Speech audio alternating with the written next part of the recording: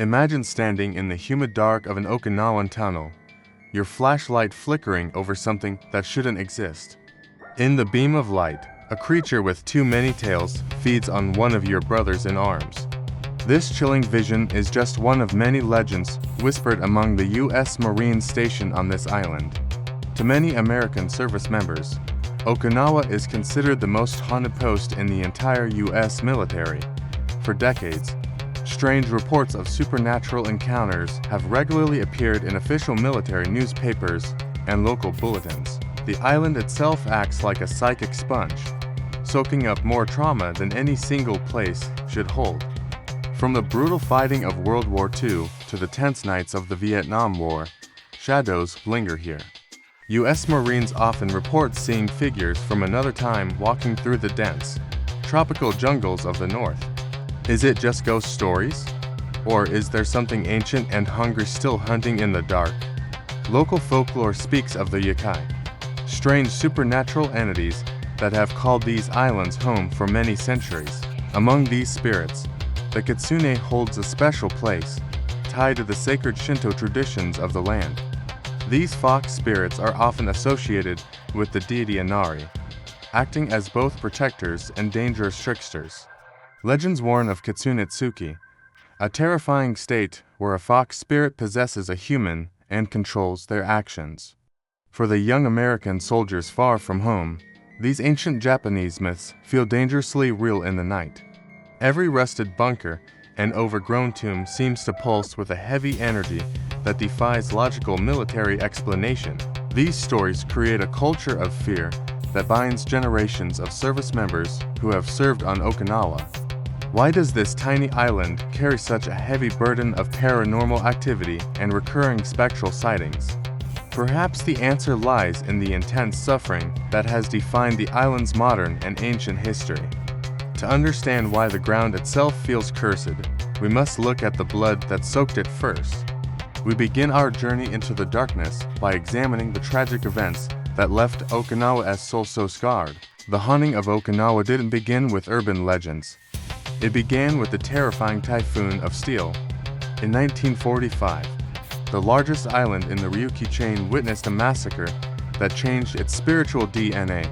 This lush landscape, once a peaceful kingdom, was destined to become an altar of profound human sacrifice. As the largest piece of the Ryukyu island chain, Okinawa held strategic importance that proved utterly fatal.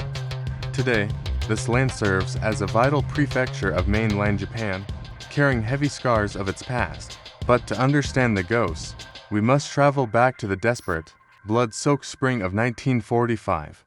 On April 1, 1945, the shores of this island became the stage for unimaginable human suffering. The Battle of Okinawa erupted with a violence that would consume the land for 3 grueling months. It stood as the last major battle of World War II, a final, bloody crescendo of global conflict. For 82 days, the soil drank the blood of soldiers and civilians in a relentless mechanical storm. By the time the fighting ceased on June 21, 1945, the island was unrecognizable and spiritually broken. How does a land recover when more than a third of its people are wiped out so quickly? The sheer scale of death transformed the island from a mere battlefield into a massive, restless grave. Every cave and coral ridge became a silent witness to the desperation of those final, dark days. This historical trauma created a spiritual weight that still hangs heavy in the humid Pacific air today. World War II ended here in a flash of steel, leaving behind a legacy of countless unsettled spirits. The transition from an independent kingdom to a prefecture of mainland Japan was forged in eternal fire. Soldiers from across the globe found their final resting place within these jagged, haunted coral cliffs. Even now, the echoes of 1945 resonate through the dense jungles and silent, abandoned military tunnels. The physical war eventually concluded, but a different kind of presence began to stir within the shadows. This wasn't just a military engagement, it was a soul-crushing event that redefined the island's very identity. To walk these hills is to step over the memories of an entire generation lost to time. The Typhoon of Steel left an imprint that no amount of modern development can truly erase. But numbers only tell half the story of why this land feels so eternally and deeply cursed. The true weight lies in how those thousands of souls were lost to the hungry, waiting earth. To truly understand the ghosts of Okinawa, one must look at the brutal nature of these deaths. Most stories focus on soldiers, but civilians suffered a horror called Shudan Jigetsu, or forced mass suicide. American U.S. Marines and soldiers faced a nightmare that claimed 7,500 in the brutal island combat. Above the churning sea, another 5,000 U.S. sailors perished under the relentless fire of the Japanese. On the rugged hillsides, Japan sacrificed at least 110,000 soldiers to defend the island. The fanatical resistance was absolute, as fewer than 8,000 Japanese troops surrendered throughout the entire campaign. Many of these warriors adhered to ancient traditions, ending their lives through the ritual of seppuku. This ritualistic and honorable suicide was seen as the only path left when victory became impossible. However, the statistics reveal a darker truth where the death toll for soldiers and civilians was nearly equal. Imagine a landscape where more than one-third of the entire local population was wiped out. Civilian death counts reached as high as 160,000 souls during this World War II tragedy. These innocent people were caught in a crossfire that turned their ancestral homes into a charnel house. The phenomenon of Shudan Jigetsu saw families choosing mass suicide over the terror of the advancing enemy. This collective trauma created a scar on Okinawa's memory that remains raw even after 80 years. Every cave and tunnel became a potential tomb for those who saw no other way to maintain honor. In the humid dark, the air still feels heavy with the weight of these desperate, final moments. These deaths weren't just numbers on a page. They were the fuel for the island's spiritual unrest. In this environment of extreme suffering, the boundaries between our world and the yokai realm began to thin. Strange entities like the Kitsune are said to have been drawn to the site of such immense sorrow. What remains in a land where seppuku and mass tragedy were once the only path to peace? With so much ritualistic blood spilled, the door was left wide open for things even darker than ghosts. Beneath the modern neon lights of Okinawa, the dark doors lead directly into a sprawling wartime labyrinth. These hand-carved tunnels were born from desperation that the Japanese military prepared for a final, bloody stand. Within these suffocating earthen walls, Japan sacrificed at least 110,000 soldiers during the battle. The soil here is more than just dirt, it is a graveyard saturated with the echoes of the fallen.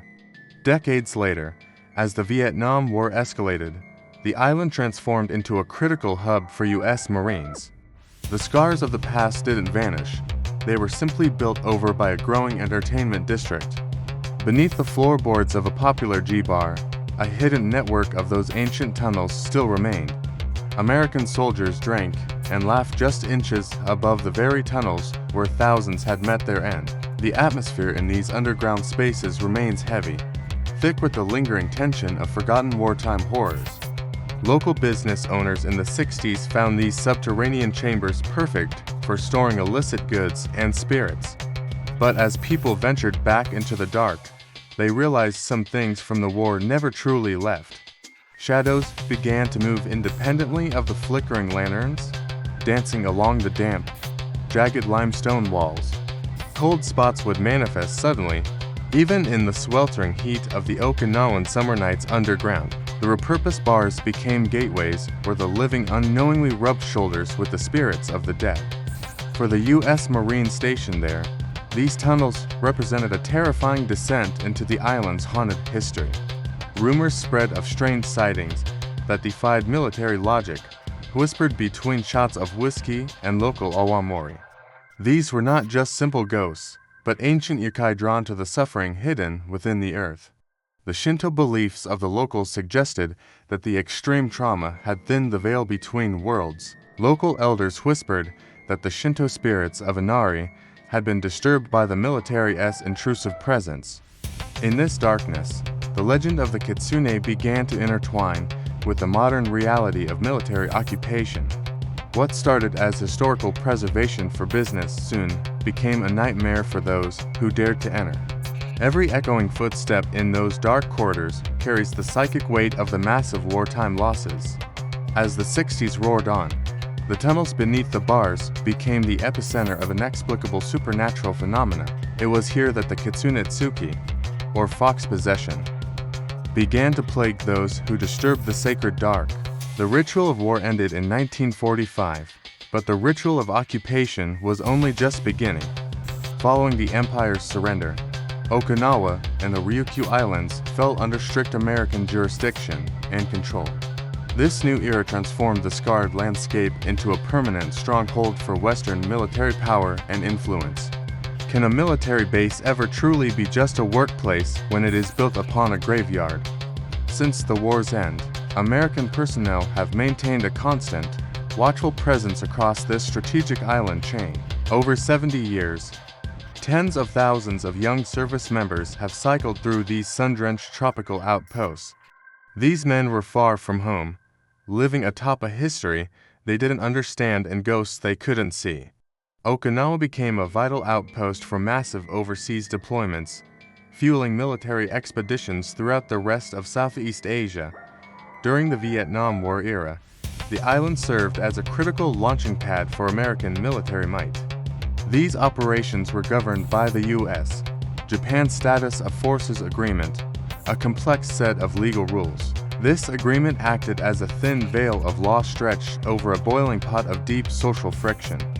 Tension simmered beneath the surface as local Okinawans watched their ancestral lands disappear behind endless chain-link fences. The friction finally exploded in 1970 during the violent Koza riot, a desperate protest against the military presence. Smoke filled the streets as the civilian population clashed with the authorities in a night of chaotic fire. Change arrived on May 15, 1972, when the Ryukyu Islands were officially reverted back to Japanese sovereign control. Yet, even after this historic reversion, the massive U.S. military installations remained as part of a new agreement.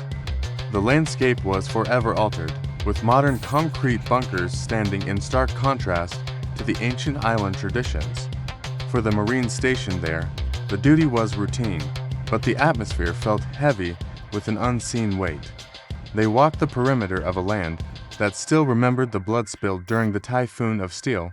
In the shadows of these modern bases, the ancient folklore of Japan was waiting to reclaim its territory. Beyond the motor pools and barracks, something older than the occupation stirred in the thick, humid jungle air. The spirits of the land did not recognize the legal treaties signed in distant, air-conditioned government offices. As the sun set over the East China Sea, the line between military reality and supernatural myth vanished. The whispers of the yokai began to mingle with the mechanical hum of the massive military machinery. Soldiers soon discovered that some Okinawan territories belonged to powers much older than any modern army. But the Marines weren't just dealing with ghosts, they were entering the ancient territory of the yokai. Yokai is the Japanese term for the supernatural entities that have haunted these islands for untold centuries. To a Western Marine, a fox is just an animal, but in Okinawa, it is a kitsune. This legendary term for the fox is deeply rooted in both Chinese and Japanese folklore and mystery. According to ancient lore, a kitsune's magical abilities only increase as it gains age and accumulated wisdom. The true measure of its power is visible in the number of tails the fox possesses. Folklore claims that the more tails a kitsune has, the more powerful and dangerous the entity becomes. Think of each tail as a battery charging over hundreds of years of spiritual evolution and growth. This supernatural evolution reaches a critical turning point once the fox reaches a specific milestone in life. Between the ages of 50 and 100, these clever creatures finally acquire the ability to shapeshift. They often choose to transform into beautiful and seductive young women to deceive the unwary and weak. How do you fight an enemy that can look like a stunning woman or a clever animal? This is the multi-tailed beast that has watched the soldiers from the shadows since the war began. For a Marine alone in the jungle, the line between reality and myth begins to blur dangerously. While some Kitsune serve as messengers for Inari, others are wild spirits with their own dark agendas. These entities are woven into the very fabric of Shinto beliefs, guarding shrines across the entire island. Local legends speak of Kitsunetsuki, a terrifying state where a fox spirit takes complete control of a human. In the dense forests of Okinawa, the rustle of leaves might be more than just the wind. Even as wars moved from World War II to Vietnam, these ancient spirits remained constant and watchful. The humid air of the jungle hides the glow of foxfire, leading unsuspecting travelers off their paths. A kitsune is not just a monster, it is a highly intelligent being that thrives on trickery. It waits for a moment of vulnerability, targeting those whose spirits have been broken by the war. A kitsune is just a spirit, it's a shapeshifter that targets the weak with calculated and cruel precision. Now, we must look closer at the seductive masks these spirits wear to trap their human prey. While some foxes wear masks of beauty, others serve a much higher, more divine purpose. These spirits are tied to Inari, the prominent Shinto deity of fertility and lasting prosperity.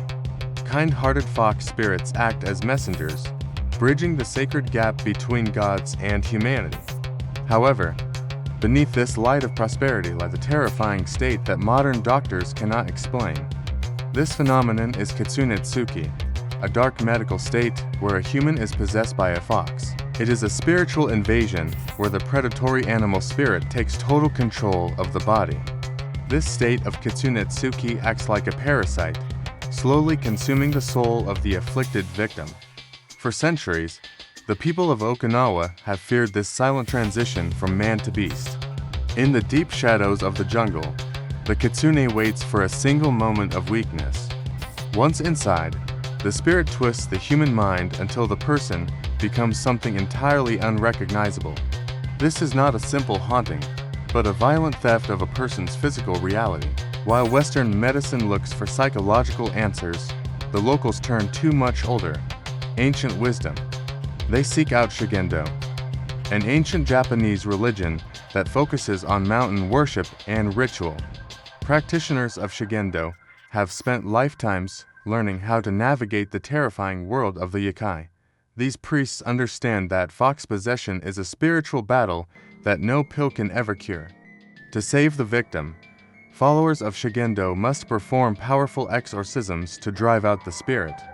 These rituals use sacred chants and ancient tools to force the clever fox from its host. It is a desperate fight for survival, using traditions passed down through many long generations. Is possession just a mental illness, or something the Shugendo priests have known about for centuries? The duality of the fox spirit remains a mystery, shifting between divine blessing and dark curse.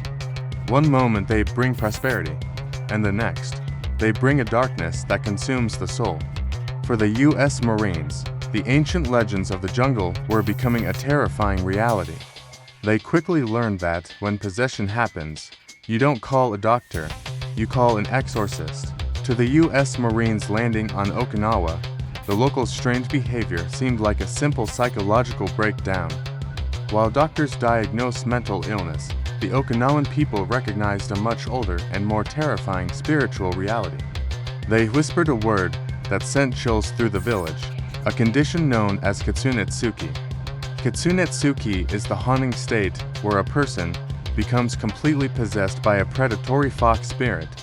The victim's eyes would narrow, and their voice would distort into a high-pitched, inhuman yipping sound. Western medicine offered sedatives and padded cells, but the villagers knew these modern tools were useless. To the military psychiatrists, this was hysteria. To the locals, it was a battle for the soul. When the fox took hold, the only hope lay with the mountain-dwelling followers of Shugendo. These dedicated practitioners would perform intense exorcisms to drive the kitsune out of the suffering victim. They used ancient rituals and sacred chants to break the fox spirit's grip on the human vessel. While Ji is watched in disbelief, the Shugendo monks face the invisible yokai with unwavering spiritual authority. Smoke from burning cedar filled the air as the ritual reached a fever pitch of rhythmic chanting. The Marines saw a medical emergency, but the Okinawans saw a spiritual war being fought in shadows. Often, the madness would vanish instantly after the Shugendo practitioner finished their complex and sacred rites. This cultural divide created a deep tension that the U.S. military struggled to understand or control. The fox wasn't just a myth to the locals, it was a living threat requiring ancient defenses. Inari's messengers could strike anyone, turning a normal life into a nightmare of Kitsune Tsuki possession. Shugendo rituals became the hidden heartbeat of survival for those caught between two very different worlds. Science could explain the symptoms, but it could never touch the true source of the Okinawan haunting. The struggle between modern logic and ancient belief was just beginning on this blood-soaked island. This isn't just folklore for my family, this is a vivid, first-hand account of the supernatural unknown. In the humid summer of 1967, my father arrived in Okinawa as a young lance corporal. He was just another U.S. Marine caught in the massive military machinery of the Vietnam War.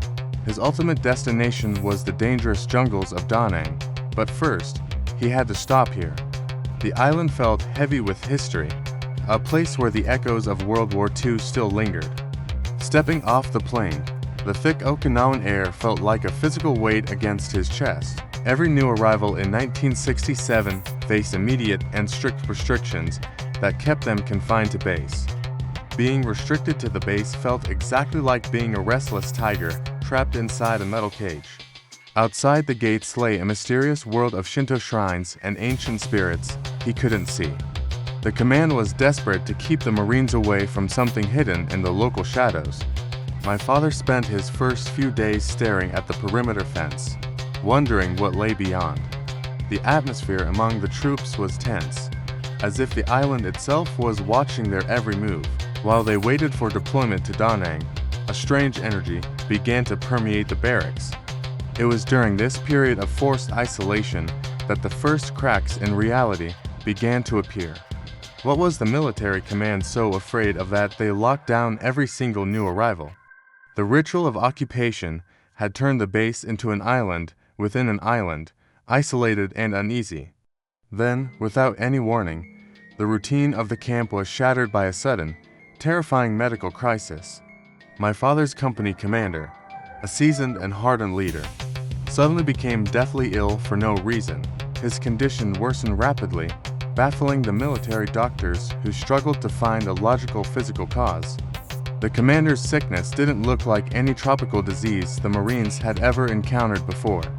Some whispered it was a psychological breakdown, while others sensed something far more ancient at work. The shadow of the Yakai seemed to be creeping over the base, ignoring all military defenses. This mysterious illness was the first sign that the Kitsune were not merely legends to be ignored. My father watched as the structure of military discipline began to fray under the pressure of fear. As the commander faded, the realization set in that they were facing an invisible, spiritual enemy. The base remained on lockdown for good reason, though the real threat was already inside the gates. Then, the disappearances started, sending a chill through every man stationed on the island's edge. Jameson was a tough Irish-American kid from Boston, but one night at a bar changed him forever.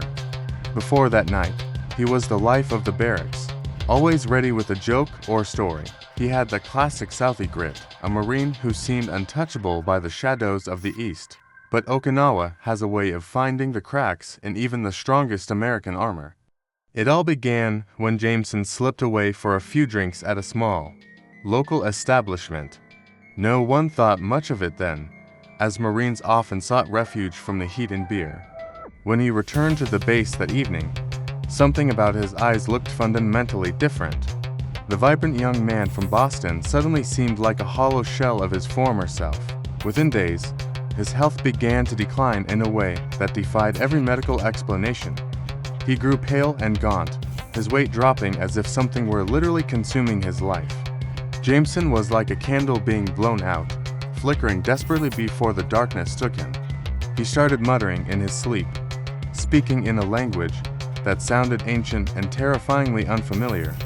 His eyes, once bright with Boston charm, now stared blankly into corners where nothing existed. The air around him felt unnaturally cold, even in the stifling humidity of the Okinawa night. His fellow Marines watched in silence as their friends slowly withered away right before their eyes. Local rumors of Yukai began to spread, suggesting a powerful Kitsune had targeted the young Marine. They whispered of Kitsunetsuki, an ancient fox possession that drained the life from its human host. But looking at Jameson's vacant stare, it was hard to believe he was still truly there. Then came the night that would haunt the unit for decades to come. How does a trained Marine just walk off a secure base and disappear into thin air? The perimeter was locked down tight, yet Jameson vanished without leaving a single footprint behind. Security patrols found no cut fences, no signs of struggle, and absolutely no trace of him. It was as if the island itself had opened up and swallowed the Boston Marine whole. When Jameson finally vanished, my father knew it wasn't a simple case of going AWOL. My father's chilling suspicion wasn't just an isolated fear born from the jungle's heavy silence. Throughout the ranks, whispers of the uncanny began to fill the quiet moments between patrols. These weren't just campfire tales. They were documented accounts that reached the highest levels of command. Even the official military newspapers started printing stories that defied every logical or rational explanation. Within the pages of Stars and Stripes, haunting reports emerged from every corner of the island. Service members shared accounts of spectral figures and inexplicable phenomena that left veteran soldiers truly shaken. These printed records validated what many already whispered during the long, dark hours of their watch. It became clear that the entire island held secrets far older than the modern military occupation. For generations of American troops, Okinawa earned a reputation that still lingers in the barracks today. Many service members now consider this rugged island to be the most haunted post in the world. The collective experiences of thousands transformed Okinawa into a legendary frontier of the supernatural unknown. Every newspaper article added another layer of evidence to the growing list of bizarre military encounters. These stories weren't just limited to one era. They spanned from World War II to Vietnam. From the bloody ridge lines to the silent tunnels, the ghosts of the past refused to vanish. Seeing these accounts in print gave a voice to the men who feared they were losing their minds. The military press captured a side of the occupation that official reports often tried to ignore. For my father, reading these similar accounts provided a grim confirmation of his own terrifying reality.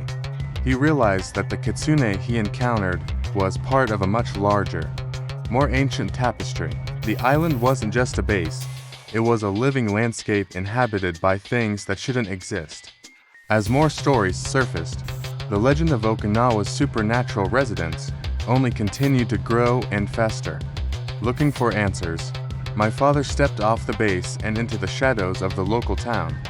In a dark alleyway, he met Brian, a man who lived between two worlds and knew the truth. The heavy, humid air of Okinawa pressed against him as he moved further from the military gates. Brian didn't look like a typical local. He carried an air of familiarity that felt strangely American. This mysterious encounter occurred tucked away in a narrow, dimly lit alley behind the bustling main strip. Brian spoke perfect English, having been born in the United States and educated there during his youth. His formative years in America gave him a perspective that most Okinawans simply did not possess. Despite his American upbringing, Brian's roots were deep. As his father owned a well-known local restaurant, he served as a vital bridge between the American GIs and the ancient secrets of the island. Brian looked over his shoulder, ensuring no one from the bar was watching their hushed, private conversation. He understood the tension between the Marines and the spirits that supposedly guarded this haunted land.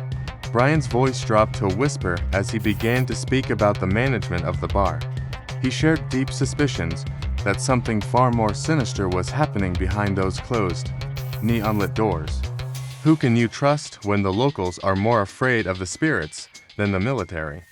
The social friction from the occupation had created a wall of silence that Brian was finally breaking. He hinted at the labyrinth of tunnels that ran like a nervous system beneath the entire establishment. These underground passages weren't just for storing liquor or supplies for the rowdy American soldiers. Brian warned that the bar's management was playing a dangerous game with forces they didn't understand. The WWII were not just stories to Brian, they were a reality he had witnessed firsthand. The flickering streetlights cast long, dancing shadows that seemed to reach out toward my father's boots. Brian's eyes reflected a deep-seated fear that no amount of American education could ever truly erase. He spoke of Kitsune and the wrath of Inari, the fox deity watching from the ancient shrines. My father listened intently, feeling the weight of the Pacific night air grow heavier with every word. Every rustle in the nearby trash bins felt like a spirit lurking, waiting for the conversation to end. Brian's warning was clear. The tunnels under the bar weren't for storage, but for something else entirely. While the truth was hidden on the neon-lit streets, it waited in the darkness deep beneath them. Armed only with a personal pistol smuggled from home, my father prepared to descend into the abyss. He returned to the bar, searching for the entrance to that hidden network of tunnels beneath Okinawa. The air grew heavy and stale as he located the heavy wooden hatch hidden behind the counter. With a slow, rhythmic creak, the door opened to reveal a yawning abyss of absolute, suffocating darkness. These tunnels were like the veins of the island, pumping with a cold and ancient hunger.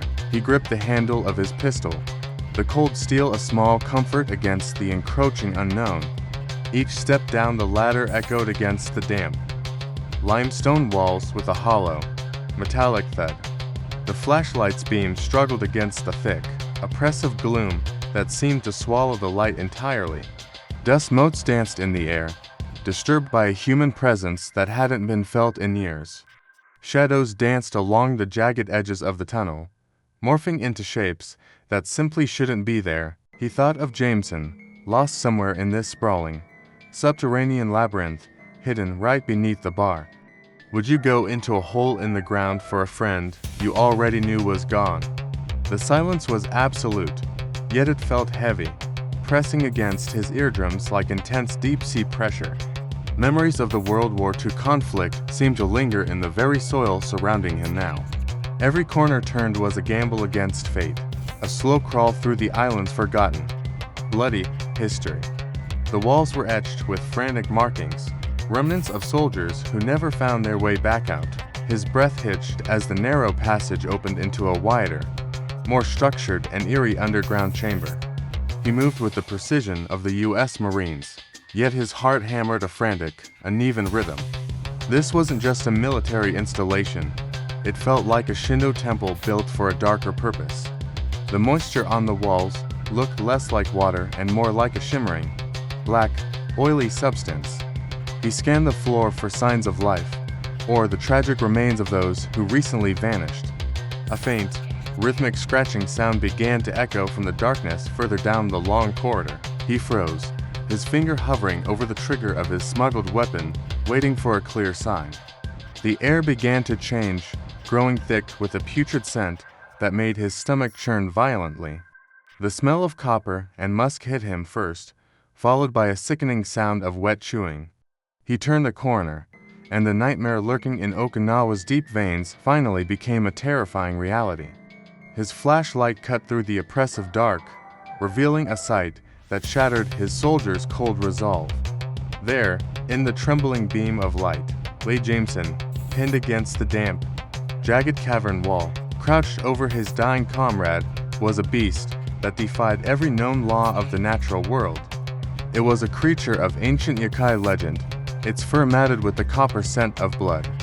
The thing was a frantic blur of fur and teeth, appearing like a horrific nightmare made flesh. My father's breath hitched as he realized this wasn't a man or a common jungle predator. The creature resembled a fox, yet its proportions were warped by a dark, supernatural power. The flickering light glinted off eyes that burned with an intelligence far beyond any wild animal. How many tales did he count before his own mind began to scream in absolute terror? He recalled the multi-tailed beast from his first night on the island, realizing the warnings were true. This was the Kitsune, a spirit of Shinto myth, now feasting on a marine in the dark. Jameson was being consumed alive, his body limp as the spirit tore through his military fatigues. The wet, sickening sound of chewing echoed against the stone walls, drowning out the distant wind. My father's hand moved instinctively to his holster, his fingers slick with cold, nervous sweat. He drew his service pistol, the weight of the steel offering little comfort against such a phantom. The creature paused its grisly meal, turning its narrow, blood-stained snout toward the intruder's light. Its multiple tails lashed out like angry snakes, weaving a hypnotic and terrifying pattern in the air. Time seemed to fracture as the Kitsune bared its teeth, preparing to defend its stolen prize. With a roar of pure desperation, my father finally squeezed the trigger, shattering the tunnel's silence. Muzzle flashes illuminated the creature's snarling face as he shot the monster several times at close range. The bullets tore into the fox-like form, but the thing let out a cry that sounded human. Sparks flew off the rock walls as he emptied his magazine into the swirling, chaotic shadows. The creature recoiled from the lead, vanishing into the deep recesses where no man could follow. He stood alone in the ringing silence, the smell of cordite mixing with the stench of death. He had saved what was left of Jameson, but the thing he saw would never leave his mind. By 4 in the morning, the once lively bar was nothing more than a smoking, hollowed-out crater. The military's cleanup crews arrived with mechanical precision, stripping the scene of any incriminating evidence. Among the wreckage lay Eda, a Marine whose life was snuffed out in a single, violent flash. Command quickly issued a statement, blaming the devastating explosion on a simple, routine gas leak. But we knew gas leaks don't leave behind the stench of something ancient and predatory. While the bar burned, Jameson was fighting a losing battle in a sterile military hospital bed. He slipped into a deep coma, his body drained of the very blood that sustained him. Despite the doctor's best efforts, the light finally faded from his eyes, leaving only silence behind. The official report was even more insulting, claiming stray dogs had mauled him in the night. But stray dogs don't leave wounds that look like they were carved by a nine-tailed beast. The cover-up was as thick as the concrete they used to seal those dark tunnels. The military wasn't just hiding a tragedy. They were burying the terrifying existence of the Kitsune. My father watched the gears of the military machine turn, grinding the truth into unrecognizable dust. Every official explanation felt like a calculated move to keep the men from asking dangerous questions. Fear began to spread through the ranks, muffled by the weight of non-disclosure and forced silence. Jameson's death wasn't just a loss. It was a warning that some shadows are better left undisturbed. The morning after he heard about Jameson's passing, my father's official deployment orders finally came through. He was being shipped out immediately, far away from the secrets buried beneath the Okinawan soil. His new destination was the humid jungles of Vietnam, a land plagued by a different kind of war. The timing was far too perfect, a convenient way to remove a witness who knew the truth. What else has the military buried under the label of an official explanation throughout our history? The day after Jameson died, my father was shipped to Vietnam, a convenient way to bury a witness. My father never spoke of it again until he was old enough to no longer care who was listening. The trauma of the Vietnam War buried the strange memories of Okinawa beneath layers of combat and survival. Decades passed before he finally whispered the truth about that neon-lit night and the beast in the shadows. He lived his life wondering if the Shinto spirits were merely a fever dream or a terrifying reality. The truth is like a kitsune. It only shows you what it truly wants you to see. We are left to wonder if Okinawa is haunted by the dead or something never quite human. Perhaps the blood spilled during World War II tore a permanent hole between our world and the Yikai. For the U.S. Marines stationed there, the jungle remains a place where the lines of reality often blur. Every tunnel and every crumbling shrine holds a piece of a puzzle that we may never fully solve. If you have ever served in Okinawa, you know that heavy feeling of being watched from the darkness. So, I have to ask you, what did you truly see while patrolling those damp, silent Okinawan tunnels? Did you hear the phantom footsteps or catch a glimpse of golden eyes reflecting in your flashlight beam? Many veterans carry stories of Kitsune Tsuki and strange encounters that they were ordered to keep strictly quiet. The military has a way of burying the unexplained, but some memories refuse to stay in the ground. Share your theories and your own supernatural encounters in the comments to help us uncover the hidden truth. We are building a chronicle of the unknown, one chilling testimony from the front lines at a time. Was it just psychological stress?